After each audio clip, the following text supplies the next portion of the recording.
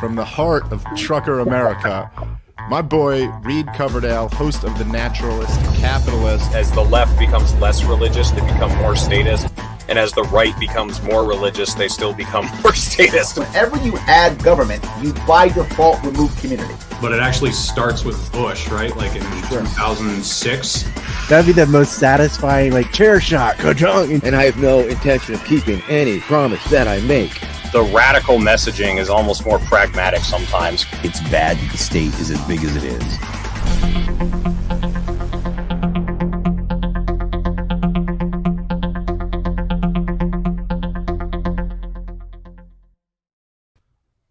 Good evening, everyone. Thank you for tuning in to another episode of The Naturalist Capitalist. By the way, I finally had a day off, so all of my audio episodes over the last month and a half are finally uploaded to Anchor. So if you don't want to waste the data on your phone watching me on YouTube, you can go over to Spotify, Apple Podcast, any of those places. I'm all caught up to my last episode. Sorry it took me so long. It's been a crazy month. But anyway, I've got Chase Geiser from the One America podcast back on the show. You can follow the link in the description to his Twitter and YouTube pages. Follow him there. How are you doing tonight, Chase? I'm doing great, Reed. Thanks for having me on your show, man. It's always a pleasure to listen to and be on your show. Yeah, same to you, man. Thanks for coming on. So I think you actually kind of hold the more popular position right now. Like, I have been enraging people the last 2 weeks, which is something it's my favorite thing about you. I'll admit that I enjoy doing it, but it's been over Afghanistan, and I don't think we're completely at odds, but we definitely have some differences of opinion, and we haven't gotten any fights on Twitter, but we've kind of crossed paths on the issue. So I said, hey, let's do an episode and let's talk it out. So why don't you just basically lay out your position? Like, what do you think about the war in Afghanistan from like beginning to end? Should we have ever been there? How long should we have been there? If we did go, how should we have left as opposed to how we did leave? Okay. Yeah, I'll do my best. So it's complicated because I am not as intimately familiar with what actually happened on 9/11 as you may be, or the Ryan Dawsons may be of the world. So I am of the position that whatever the actual official narrative of 9/11 is not true. But I do not know or believe in any alternative explanation because I haven't given the time to try to get to the bottom of it. So that probably is something that I should do, or maybe we can talk about on this show, because you might know that would better inform what the appropriate response is. But as of this moment, which I'm totally open to changing my position on any aspect of this, as of this moment, I don't believe that we should ever been there. I believe that we should probably have assassinated Osama bin Laden in some way, shape, or form. And I believe that we should have gotten out as soon as he was killed. And I believe that we should be leaving Afghanistan now. The only disappointment I have is it seems very haphazard, disorganized, and shitty the way that we did it. And it seems to be either an expression of incompetence or selling out by the Biden administration to me. That's just how it seems. So I'm not an expert, I'm not well versed, but it's just like when you see people fucking clinging to planes, it seems like, all right, somebody made a mistake. So that's sort of where I land on this. But not that we should still be there or have stayed longer. I think that Trump should have brought us all the way out, 5 years ago. But It just seems like we could probably get out without allowing as many civilians to die, or leaving behind American troops, or abandoning those who helped us during the war effort. And, maybe that's an impossible feat since so many tens of thousands of Afghans helped us. Maybe it is impossible to just hook them all up. I don't know. But it seems pretty shitty that we sort of, relied on a lot of citizens in Afghanistan to help us during the war, and then we've totally abandoned them now. That's what it seems like to me. And that's sort of where I land. Yeah, so I didn't believe in any 9/11 conspiracy theories at all until I found out about Ryan Dawson, because I had watched Loose Change as a kid, and it's all about the structure of the towers and how they couldn't have fallen, and it's just complete bullshit. Obviously those towers could have fallen from 747s slamming into them at 500 miles per hour and then burning for a long time. So you think that it was legit the way that the planes hit in the falling, or yes, you still think, yeah, okay. Oh yeah. And I think there were terrorists. I think Al-Qaeda orchestrated it. Because you can't pay anybody who's not radicalized enough money to voluntarily fly a plane into a building. Like, it has to be a radicalized person. Absolutely, there were terrorists involved from Al Qaeda. I think so I don't know how much of Ryan's story is 100% accurate, and he will admit that he doesn't know how much of it is 100% accurate either. But it seems to me, at the very least, that Israeli, Saudi, and American intelligence agencies at least knew it was going to happen and then aided it in happening. So, I mean, and then after you have an attack like that, you can obviously use that as a trebuchet to get into a full-out war, which is, I think, what they did want. But I do think that our presence in the Middle East is what radicalized the terrorists to be willing to fly planes into our buildings in the first place. Yeah, that's an old Rand Paul point with the blowback. We should never have installed the Shah in 79 or whatever year it was. Yeah, exactly. So I think the only appropriate response is what Ron Paul said, which was writing a letter of marque and reprisal, which would have just been basically like putting a bounty on Osama bin Laden's head and then just hiring someone to go kill him. There was a bounty on his head, wasn't there? Wasn't it like really low? It was like 50 grand or something retarded. I don't know what the number was, but this would have been, a higher. I don't know what the bounty was through the letter of marque and reprisal, but it would have been the idea like, hey, if you go kill Osama bin Laden and the terrorists directly involved with this, we'll pay you instead of sending $100 million. But then they had instead we went with the authorization of use of military force in 2001, which people erroneously think that was authorization to invade Afghanistan. It's not. The AUMF is really only to kill the terrorists directly involved with the 9/11 attacks. But then we've used that to expand all over the Middle East. Like, we've always reverted back to, we passed the AUMF, so we can go into Syria. We can go into, wherever we want to, basically. We can go into Iraq. We can, we can do all this shit because it's loosely related to terrorism and we don't know exactly, so they just dilute the entire meaning of the AUMF so that we can use that to justify basically any military action we want pretty much anywhere in the world. And it's absolutely ridiculous. Well, it seems like this shit really started with Vietnam. Even after we never really formally declared war in Vietnam either, and it was like, what the fuck? How the fuck did the president have the power to do that? Declared war since World War II. That was the last time we officially declared war. We didn't even do it in Korea. Nope. No, those are all police. It's all been police actions since World War II. Every single thing. That was the last time we had an official declaration of war from Congress was World War II. But well, and I think if you look at the Constitution, correct me if I'm wrong, but I don't think that the president is even the commander in chief until Congress says he is. I don't think you just inherit that title as president. Maybe I'm wrong about that, but I've seen some things recently that have indicated that the whole commander in chief thing has a congressional caveat to it that maybe we just disregard. Well, the president can't declare war unilaterally or anything like that. Right. Like, that is left up to Congress. It's been a little while. I've read the Constitution last year, the last time I read it. So I'm not sure. Read it again too. Yeah, I'm not sure about that right there. But you've read more than any other congressman.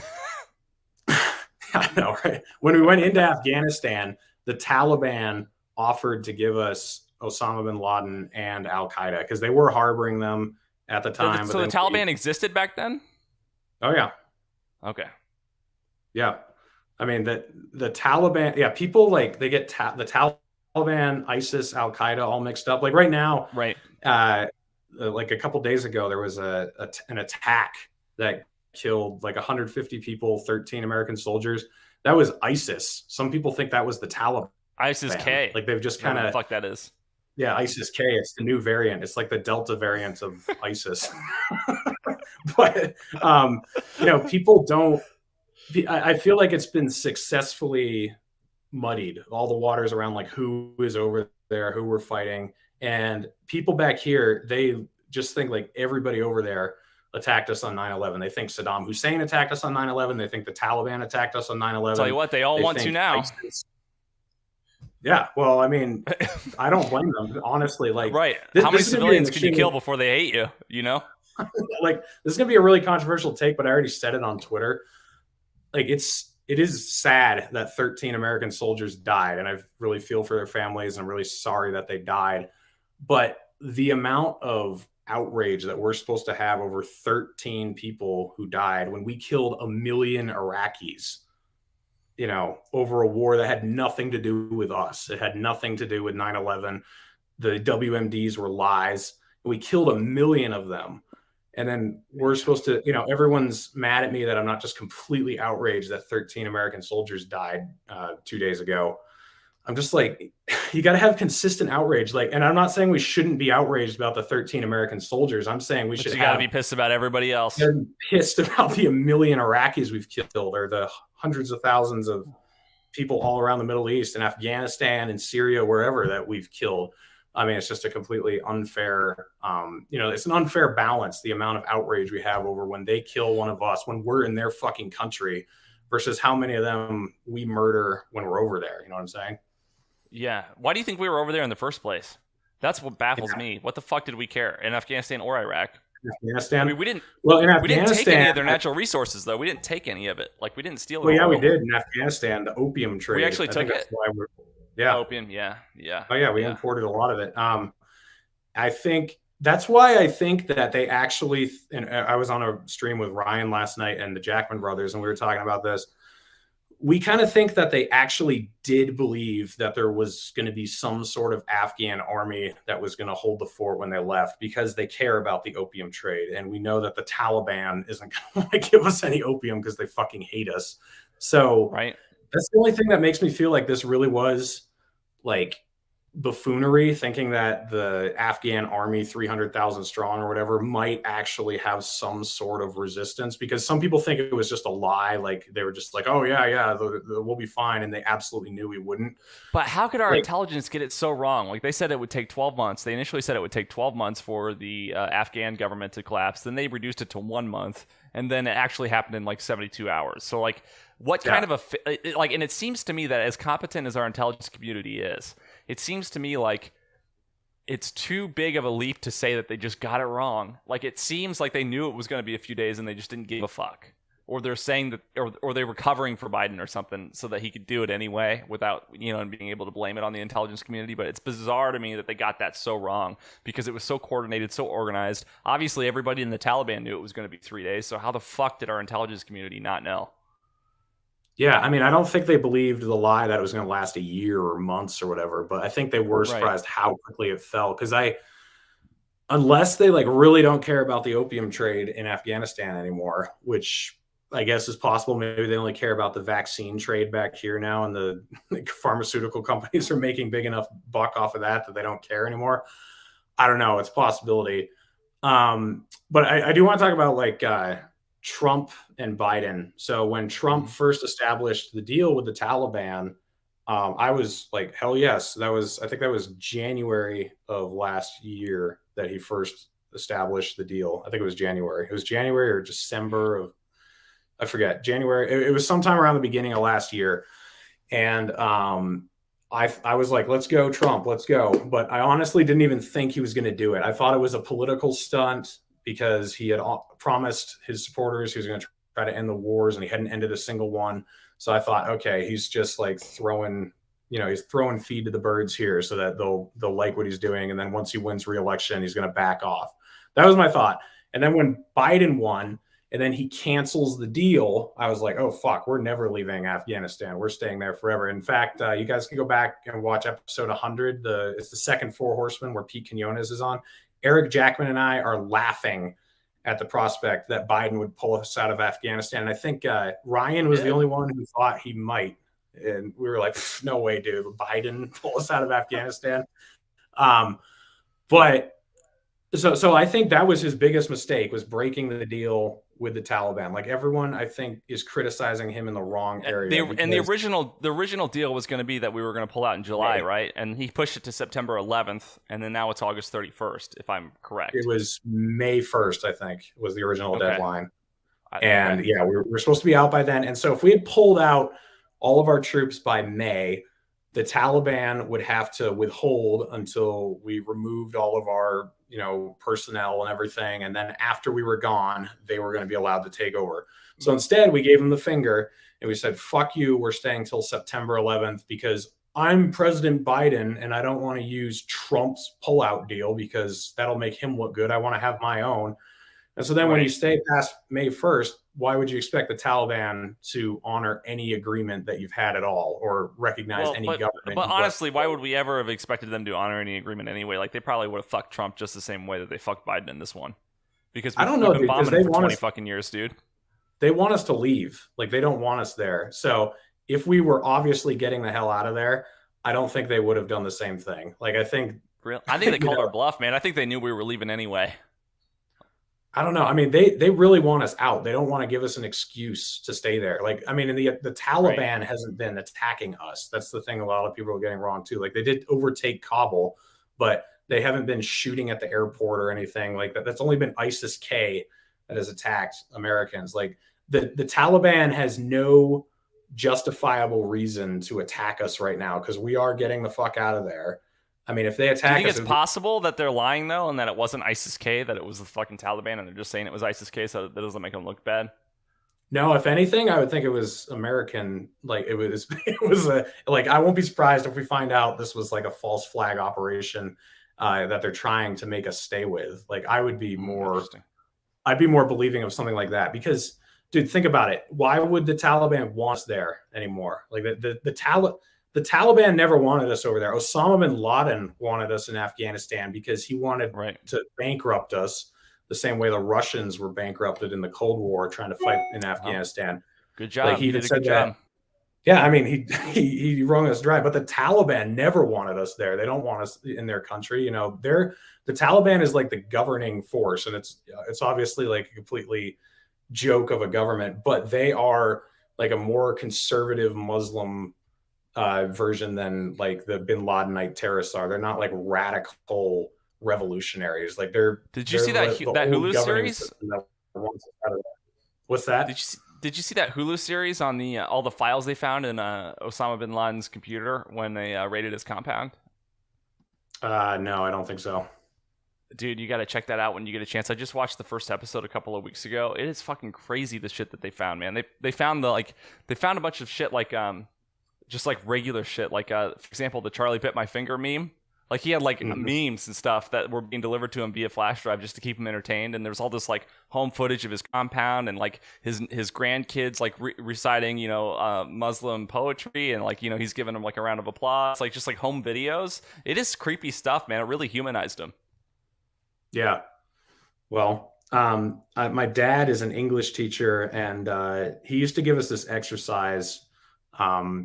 You know, he'd give this exercise to his students. It was this reading you had to do where it described three people, and the first two are just complete degenerates that you hate after you read about them. They're like chain smokers, alcoholics. They cheated on their wives. They just sound like terrible people. And then the third person is a vegetarian, gets up at 6 a.m. every day. And then you find out it's FDR, Winston Churchill, and the third guy's Adolf Hitler. I sort of did this with the thing the other day. Like, it was the reverse. I was talking about genocidal maniacs, and you think you're reading about Hitler, and then at the end I'm like, oh no, it's John McCain. But you could do that with Osama bin Laden. I mean, like, you could describe him as a patriot freedom fighter, like he's a Minuteman from Boston in 1776 or whatever, and then at the end you reveal, oh no, this is Afghanistan, and the invaders he's repelling are us. You know, like, it's right. It's all perspective. Well, I think that I would have been much more sympathetic to Osama bin Laden had he not had a civilian target. Like, all right, you know, Pentagon makes sense. Like, how about any other military base? But like, these two fucking towers in New York, man, they were just loaded with civilians. And I understand the objective. It was, you know, the financial center, I mean, but like, that's fucked up, man. I want people to understand that I'm not excusing 9/11. Like, I don't think that no matter what someone does to you, murdering civilians is wrong. Like, I'm against dropping the atomic bombs in Japan. I'm against firebombing Tokyo. I'm against firebombing Dresden, regardless of how bad the Nazis and the Japanese Empire were. Like, I think killing civilians is always wrong. So it's not excusing it, but you can understand why it happened. You know, when especially when an explanation is not an excuse, right? Yeah, exactly. Especially when you are backed by the United States in the 80s and 90s. And then in the late 90s, they turn against you, and then they start bombing your country. you're going to start hating them. I mean, because we were killing civilians in their countries, you know? I mean, so obviously hatred is going to be born out of that. And that's that Ron Paul moment where Rudy Giuliani talking about blowback and like, what the fuck did you think was going to happen? You know, of course this was going to happen. So, right. So I totally agree with you. The other thing I want to talk about is the weapons left behind, because I think the mistake here doesn't really rest with Biden. It rests with every president that was giving weapons to Afghanistan in the first place, because I was talking to Justin O'Donnell about this, and he was in Afghanistan for a little while. Leaving weapons behind is standard operating procedure because it's more expensive to bring them home than it is to leave them there. So you can blow them up, which is what they should have done. But the same people who are complaining that we left the weapons are also complaining that we didn't leave Afghanistan with a well-equipped army. So it's like, which you got to choose one or the other, you know what I mean? Like you can't. Well, and that's one thing I noticed, like seeing these dudes like chase that fucking, what was it, a C-17 or whatever that plane is? I don't know. I don't know my planes very well, but seeing these dudes chase that plane to like try to catch a ride, and I'm like, man, these are like able-bodied grown men. A lot of them, you could tell they're single men because they don't have like families with them, or maybe they abandoned their families. I don't know, but it's like we won the Revolutionary War because we fought for our own country, and it's like, if we're going to leave all these weapons behind, couldn't we have just armed everyone? It's like, fine, the Taliban's going to be armed if we leave shit behind, but what if we just gave everyone an AK-47, right? And then, like, maybe we could at least make it a fair fight. I don't know. And we have hundreds of thousands of Afghans, like, desperately trying to get out of the country. And it's like, that's a standing army right there. Like, the reason that Hitler lost the war against Russia was not only the fact that it was the winter that he invaded, or it became winter after he invaded, but it was because they didn't anticipate that women and children would be fighting too. And it's like, where are the women and children fighting for Afghanistan right now? And that's something that bothers me as well. And maybe they're just not armed, but if they're not armed, then whose fault is that? Because somehow we managed to arm the Taliban. How could we not arm Joe Schmo down the block, you know? Yeah, I was listening to Scott Horton on Pete Quiñones' show, and he was also on Reason. And he was saying that the Afghan army basically just immediately surrendered wherever the Taliban showed up. And they would shoot a couple commanders in the back of the head. But aside from that, they would just co-opt all the Afghan army. They'd just be like, hey, if you guys put down your weapons, we don't need to kill you. We'll just co-opt you. So like a lot of these helicopters and airplanes, the Taliban doesn't know how to use those things, but instead they just tell the Afghan Air Force, the Afghan army, hey, if you guys don't fight us, you can just, be in our army. And that's basically what happened. So pretty much everywhere, they just had to kill a couple generals and commanders, and then the entire army was just like, all right, fine. So that's how. What happened with the president too? Didn't he basically like got out of the country with a couple of trucks full of cash? I actually don't know that story. So I'm pretty sure that I can't remember how many millions of dollars in cash that he had, but he basically resigned his position as president and was able to just leave with money. Yeah. So, I mean, I don't know who paid him. I don't know if it was the US or if it was the Taliban, but that was basically the shtick. I think that the Taliban was just able to buy everybody off. So throughout all of this, and I'm going to assume that's true because I haven't heard anything about it. So I'm just going with that. And I could be wrong, but that's the story I heard.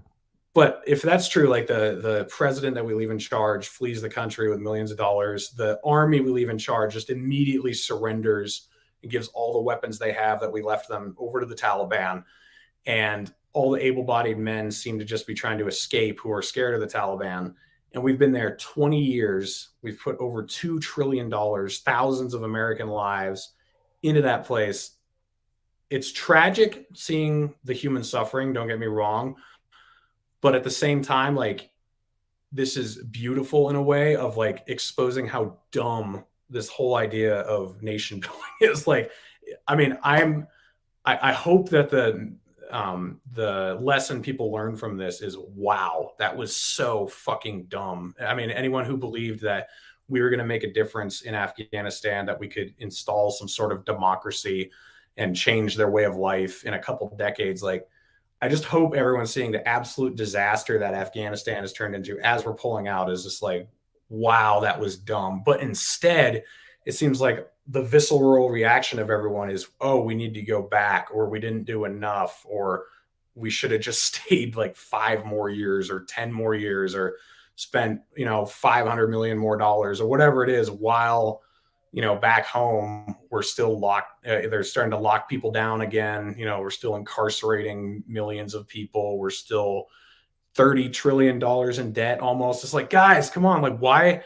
Think of like what a black hole Afghanistan was and how much shit we're in at home, and how all those 20 years, all those trillions of dollars, thousands of lives did absolutely nothing. Mm-hmm. Like, just, take the right lesson from this. What do you think about that?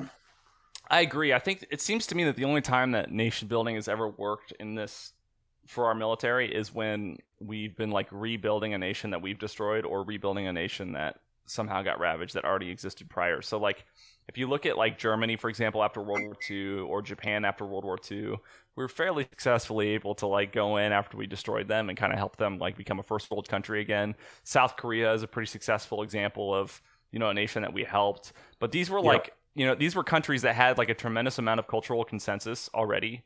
And they just needed to be like, they needed to be repaired rather than like just totally rebuilt. It seems like they already sort of had like this infrastructure, this idea of what their society was like before. But when you go in and you just completely destroy something and then try to rebuild it as something completely different, which seems to be what we've been doing the last 50 years, it doesn't seem to ever work. And just to clarify, I looked up on Reuters. Reuters reported on the 16th from Moscow. Russia's embassy in Kabul said on Monday that Afghan President Ashraf Ghani had fled the country with 4 cars and a helicopter full of cash, and had to leave some money behind as it would not all fit in the RIA news agency, or fit in the RIA news agency reported. So yeah, he just fucking got the fuck out. The cash. Nice. Who knows whose cash it was? But oh yeah, it was ours for sure. Yeah. But I mean, why would you want to be a president of that shithole? Like when all this is going on, you're just begging to be killed. Yeah. Yeah, no, totally. But I totally agree with you that we should not be going over to these countries, fucking them up, and then just like believing somehow that in a short period of time, without a tremendous amount of resources, we can just rebuild them into a new country. It's just not going to happen. The thing is, I mean, I always thought once we leave Afghanistan, the Taliban is going to take it over again. I didn't think it was going to be quite as fast as it happened, but I kind of always figured that. And I feel like people aren't being realistic with what it's going to look like when we pull out of any country, because they're pushing back so hard against how we've left Afghanistan. And I'm like, what do you think is going to happen when we leave Somalia completely, or when we leave Iraq completely, or when we leave Syria completely? Like, there's going to be chaos everywhere when we leave, because even though we're not making anything better, like there's some order when we're there, I guess, like a little bit, but obviously whenever we leave, the people that we hate are going to take over again. Yes. But can we do it without our guys getting trapped? Like, you know what I mean? Yeah. I mean, I think that I've said this many times, like, I think Biden's fuck up was breaking the deal with the Taliban and then believing that there was going to be some sort of army that was going to be able to defend Kabul. I mean, it was just a joke. Like, if you read the Afghanistan papers, they've been saying for years that this whole war was a complete joke. They were lying to the press, lying to the president. When Trump it seems like the Taliban's more popular than ever, too. Like, I was thinking for a while that they'd basically been eradicated and that it was just a few kind of cells. But it seems to me like membership is through the roof. Yeah. Yeah, no, I mean, I think the average person in Afghanistan is much more sympathetic toward the Taliban than us. Like, those are the statistics I've heard. I don't know how they do polling in Afghanistan or whatever, but they are much more sympathetic to, as brutal as the Taliban is, to whatever governing system they have and, what they're going to act like, than they are to us. So this idea that, after we left, the government that we put in charge was going to last for years is just ridiculous. So I guess I just wasn't surprised. The only thing I've been surprised about is that Biden is actually stuck with leaving, because I thought, like, oh fuck, he's going to go back in. We're going to send. He's only sent evacuation troops back in. Like, he's sent like 7,000 troops, but they're just into Kabul. They're just to, get people out. They're not an invasion force. We're not fighting the Taliban. I just couldn't believe that he didn't cave to pressure, because so many people have been like, we need to go like bomb them. We need to. Well, he did some drone strikes last night that killed some. He did use drone strikes that were supposedly retaliation for the ISIS-K attack. The report I read from antiwar.com said they didn't kill any ISIS affiliates. They killed innocent some allies. Yeah. Yeah, I know they killed some allies. I retweeted a thread on that. That is fucked up. Like, obviously, I'm not with Biden on that. Like, I think that's retarded. It's just, like, dude, if you're gonna fucking bomb, like, hit the right target.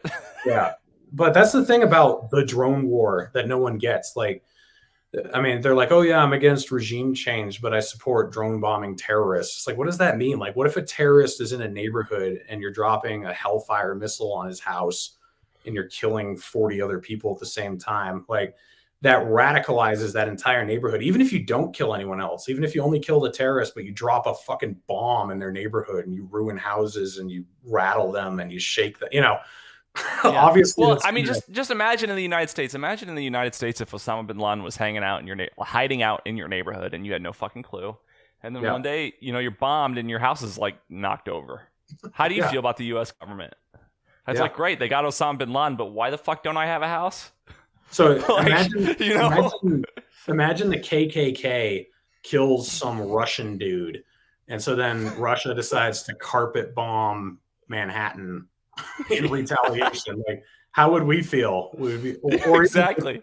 Even if they do a targeted drone strike somewhere in Houston and they end up killing like 60 innocent civilians along with the one guy who who perpetrated the attack or whatever. Like, we wouldn't just be like, oh yeah, well, you got your terrorist, okay, everything's fine. Like, we would be like, fuck you, we're going to war, we're gonna over these 60. Yeah, I mean, look at I already feel like in that and they've never even bombed me.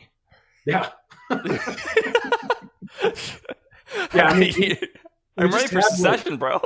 This American exceptionalism thing is real. Like, we really think like we're like a race above everyone else. Like, Americans are, somehow superior to everyone else. Everyone else is collateral damage. If they kill one of us, we'll fucking blow up one of their cities. There were people tweeting that for every American killed in Afghanistan, we should wipe a city off the map. It's just like, okay, so you're confused about why they would topple 2 towers in New York after we've been bombing them for decades. But then you think if they kill one of our guys, we should wipe a city off the map.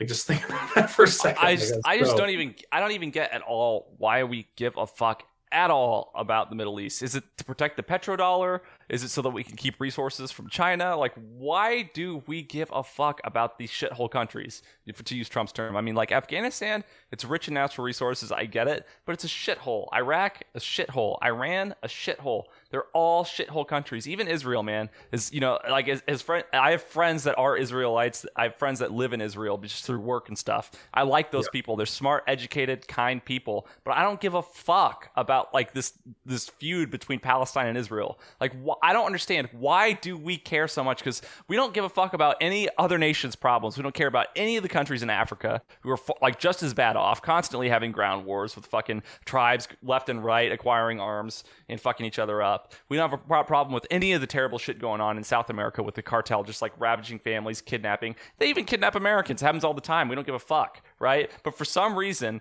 just because one dude's a radical Islamist in Afghanistan, or because there's like a rumor that there might be weapons of mass destruction in Iraq, that means that we're going to do a full-scale ground invasion. Like, what is going on that I am missing? It just doesn't make any damn sense to me.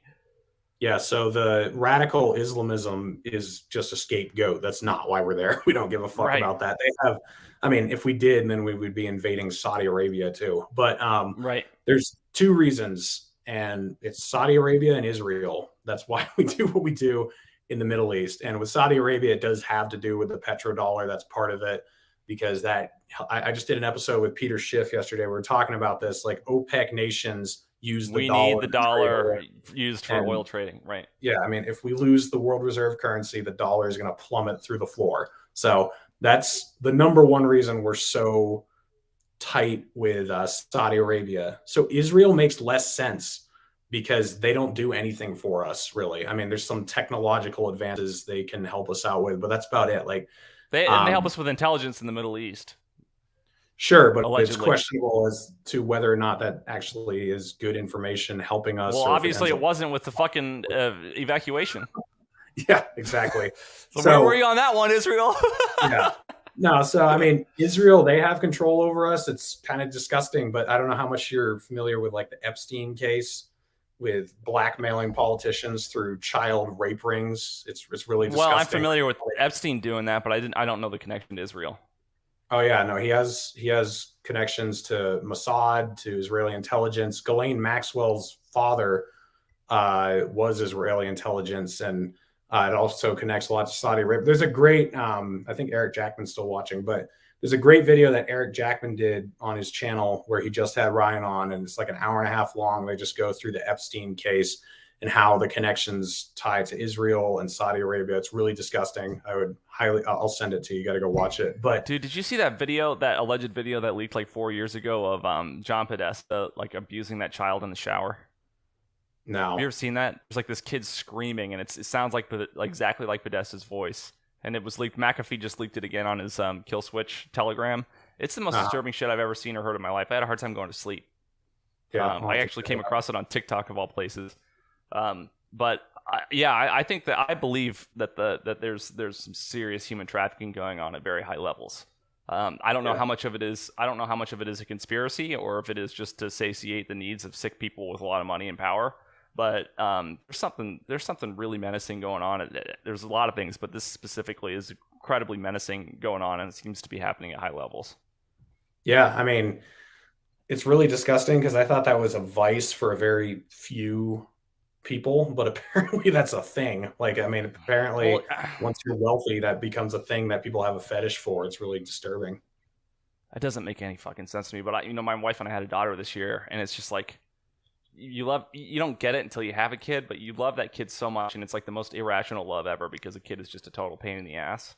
But you love that kid so much, it's like like an evolutionary switch flips in your brain, and you just whatever it takes to just to imagine that anybody would have such callousness to harm a child in any way is it's such a degree of evil that it's not seen in any movies. Like, Lord of the Rings, you think of Sauron, he's like the ultimate evil, and it's like, no man, Sauron didn't do shit compared to these sickos. Like, these people are incredibly fucking evil, and I don't know what the solution is. But and I don't know how much of a conspiracy it is. I don't know if it's just basically a tool that the powers that be use to leverage and blackmail congressmen or whatever. I don't know to the extent that it's, like I said, a conspiracy. But this shit needs to end. I mean, frankly, it's a much bigger problem than any of these other problems that we claim to invade countries over. But I don't know. I don't want to go off on like a fucking tangent and make a distraction. But I do believe that there's some seriously fucked up shit going on, and that it's probably being used by the likes of Epstein and others to leverage our national policy to some degree.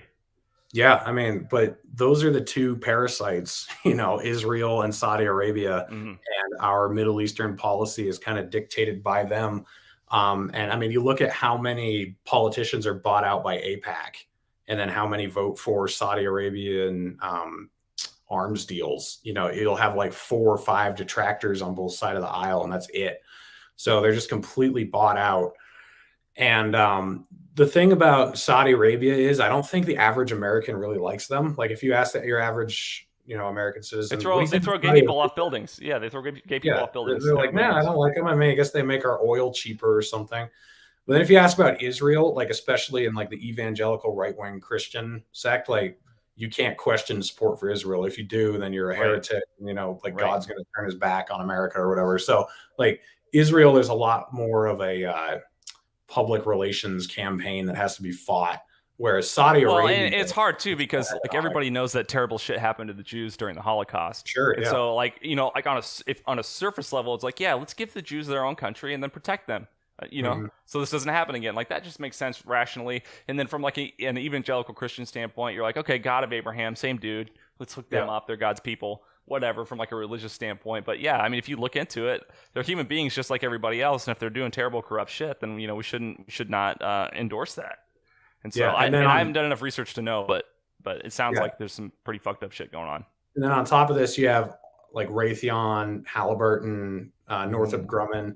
They have endless contracts that keep enriching themselves through all these wars, so they don't want these wars to end. So then they also buy out politicians to continue these wars forever, because if we're not at war, then Raytheon, Halliburton, all these all these weapons contractors, they're going to lose a lot of money. So it really just comes down to power over politicians, that Saudi Arabia, Israel, AIPAC, weapons contractors, they just all have their hooks on Congress. And so they just keep getting them to vote for more war. Like they'll all talk big about, how the Republicans and Democrats are so different. But then when you look at when it comes to arms deals or military actions or funding for any sort of war, they almost all vote exactly the same. There's just a few detractors on each side. Yeah. So what are we going to do about it? Well, I still vote. I'm not sure it's worth it anymore. It's getting exasperating. But what I try to do is I just try to, I believe in agorism, which is the idea of just like removing yourself from the system as much as you can. So talking to Peter Schiff yesterday, the banking system is just completely built on debt. And so all these people who are in debt, they love these artificially low interest rates because they're able to stay afloat while they're, tens of thousands of dollars in debt. They're able to take out loans on cars when they have no money. It's like a dime down and you can buy a $60,000 car, $60 a month payment or whatever, which is the best thing you can do for your country is to get debt free. Yes. So I've been debt free my whole life. I buy everything with cash. And it actually hurts me a little bit because I could profit off of how stupid everyone else is, but I just don't want to play into the banking system because I realize what it perpetuates around the world. I think you can buy products that are not from Israel, like the BDS thing. You can take part in that, which there's not too many Israeli products here anyway, but you can be smart about where your dollars are going, what you're spending money on, try to buy local. That's just the way that I've seen that you can make a difference at a local level, and then doing what we're doing, podcasting, talking about it, trying to make other people aware of what's going on. And then voting, I guess, still, why not? It doesn't take much effort, so might as well. I don't know if it does anything, but. Do you think that the last election was legit? I go back and forth. What do you mean by legit? Do you think that there was enough voter fraud to sway the election in Biden's favor? I don't. I think Biden won. I do think there was a lot of fraud. Most on both sides, by the way. So the way this usually works is Democrats fake votes, like dead people and out of country people vote for Democrats, and then Republicans suppress votes. That's typically how it goes. So for example, in Texas, in a blue district, they had one ballot drop-off location for 10,000 people or something, for 100,000 people or something. And then in a red district with fewer people, they'd have 10 ballot drop-off locations. So they make it a lot easier to vote.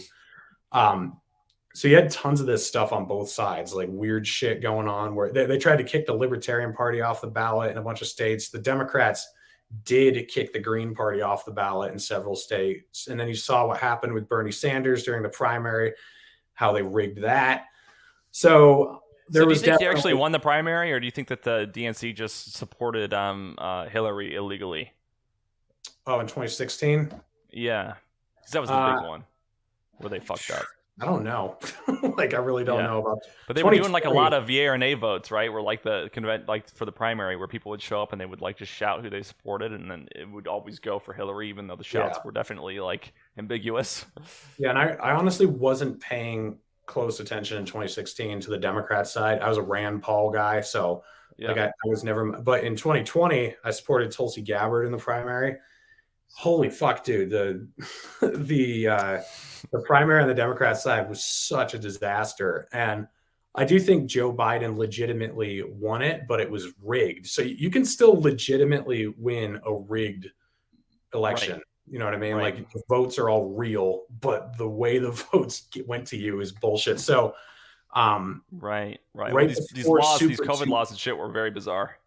Yeah, but right before Super Tuesday, a bunch of people, I'm forgetting who it is now, but Beto O'Rourke, I think Kamala Harris, a bunch of people dropped out, and then everybody lined up behind Biden because Bernie had been winning every fucking primary, and they were like, okay, we can't have this. So I'm I'm convinced that the DNC approached all those people and was like, look, if you get behind Biden right now, we'll pay you this seats. or give you this position or whatever.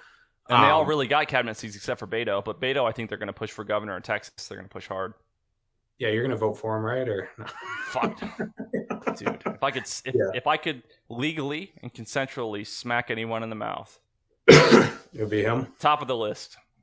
So what about him versus Ted? Heck yeah, we're going to take your AR-15. Heck yeah. I would shoot myself if I lived in Texas and it was well, I guess you guys did have this race. Didn't you have Beto O'Rourke against Ted Cruz in 2018? Yeah, he ran for Senate and he lost, but it was close. Too close for comfort, but he was just hyper-funded nationally. Dude, I fucking hate both of those people so much, Ted Cruz and, oh man. I tell you what, I like Ted Cruz a lot more with the beard. When he didn't have the beard, I was like, pedophile. And he grew the beard, I'm like, normal guy. Pedophile with a beard. But dude, it's so weird. Like, remember in 2018 how AOC was at the border, like doing that photo op and crying about the kids in cages or whatever? Yeah, wearing all white like she was Jesus Christ. The beginning of this year, Ted Cruz was on the border, like videoing the overflow. He actually went in though. Yeah.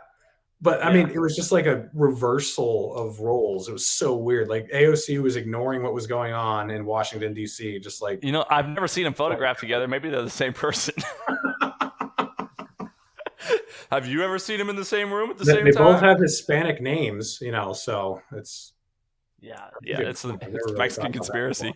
We'll have to ask Ryan about that. I'll have to be like, hey, Ryan, we need you to look into something for us. Yeah. Very similar mannerisms. Yeah. Man. Yeah, I don't know what to think about fucking Ted Cruz. I go back and forth. I mean, sometimes he says stuff I agree with, but ultimately what it comes down to is how do they vote? And like when I see these fucking $1.2 trillion stimulus packages pass, I'm just like, they're just going to sell bonds to fund it, and that's just going to make the dollar worse. I know that they're just selling the poor out in order to, have something to campaign on, because on the surface it looks like a good move, but they don't give a fuck about the actual health of the country. And I said in a tweet a long time ago, I said, I'm not voting for any Republican that voted for any of these fucking stimulus packages. They're ruining America. Options. Like you got Rand Paul and Thomas Massey, Mike Lee. That's probably about it. I think everyone else sold out at one point or another. Yep. I will vote for the primary candidate, and I will write someone in before I fucking put my name down. No way. Yeah. I probably vote for. To be fair though, I probably will vote for Abbott over Beto O'Rourke, because I just fucking hate Beto O'Rourke so much. I can't really blame you on that one. Yeah. I remember. They were trying to scare us about voting. They was trying to scare Georgians into voting Republican, so we had gridlock, because they had that runaway election, and so then I think they voted again in January. But before the revote in January, this COVID stimulus bill went through Congress, and almost all the Republicans fucking voted for it, and it was $2.4 trillion, and most of it went overseas and to corporations and the military and shit. And I remember saying, like, what gridlock are you guys talking about? Like, why should we vote Republican? I don't live in Georgia, but why should Georgians vote Republican? Like, what are they going to say? What's going to save them? Like, what are you guys proving that you hold the line with? Like, you don't hold the line with fucking anything. I mean, it's just insane. It's time to secede. I wasn't this guy, but I am now, and I wish Texas would just become its own fucking country. I'm ready. And I've got a pre-existing condition. I got hemophilia. I'd probably bleed to death before shit got figured out. Worth it. Just fucking secede, please. Give me something to bleed for. Yeah. At this point, can you guys elect Ron Paul as your president? And I'll instantly move there. Yeah, that'd be awesome. How's he doing, by the way? He's been retired for some time. Is he doing okay? He had a stroke last year, but I think he's doing fine now. He just went to Young Americans for Liberty a few weeks ago, all the way in Florida. Yeah. What do you think about the Texas Libertarian Party and their fucking tweets? Oh, they I don't know. Oh wait, no, he didn't drive there. He got so Ron Paul won't wear a mask, and so they couldn't get him to go on a regular airline. So they got him a private jet to get him to Americans for Liberty. I think that's hilarious. But Texas LP, I don't know. Like, I feel like some people overreact sometimes, but they do have some cringe takes occasionally. It's like I call them out It was actually because Biden was talking about how, he made a great tweet about how like we can't have this war go into yet another presidency. And I forget what they said. They commented something about immigration on it. And I was just like, what are you doing? Like, why are you commenting on this tweet with that comment? Like, do it somewhere else. Right. And Trump wasn't always wrong. Neither is Biden. Like, you can't overcorrect. Dude, and that's what I hate. Like, people don't know how to figure me out, but I'm very easy to figure out. Like, if you just look at what I believe, like, I'm against war. That'll make it easy for you, you know? And everyone's like, oh, you like Biden this day, you hate him the next day. And they were the same with Trump. Like, you like it. And it's like, I'm not the one who's inconsistent here. Like, I don't stand by a person. I stand by my philosophy. Right. If that person occasionally follows my philosophy, then I'm going to, you know, give him a pat on the back. But, because I remember the last time I really cheered Trump on was when it looked like he was going to veto that bill that I was just talking about, the one right before Christmas, the COVID relief bill.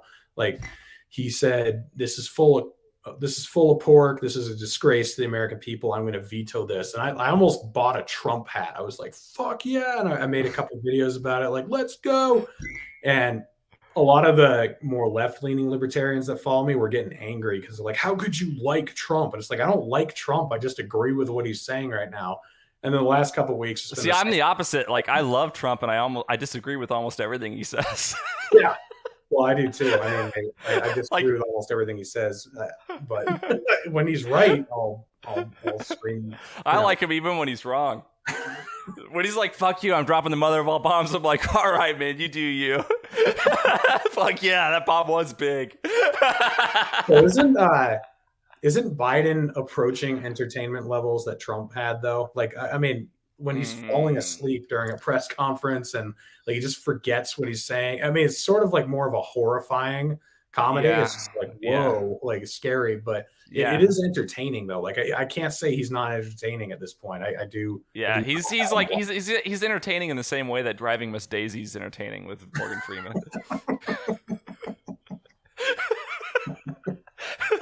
You know, Trump was like entertaining, like The Apprentice was entertaining, but Biden is like Driving Miss Daisy entertaining. Yeah, Trump was terrifying a couple times, but for the most part, it was just like bombastic ridiculousness. Where I tell you what, if COVID wouldn't have happened, man, things would be hot. Things would be popping right now in this country. Business would be good. If what he just fucked up the way he handled COVID so badly.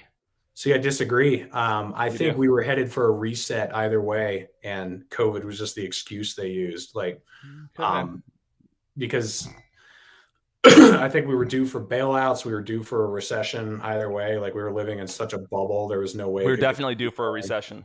And but they can kick the can, man. They know how to kick the can.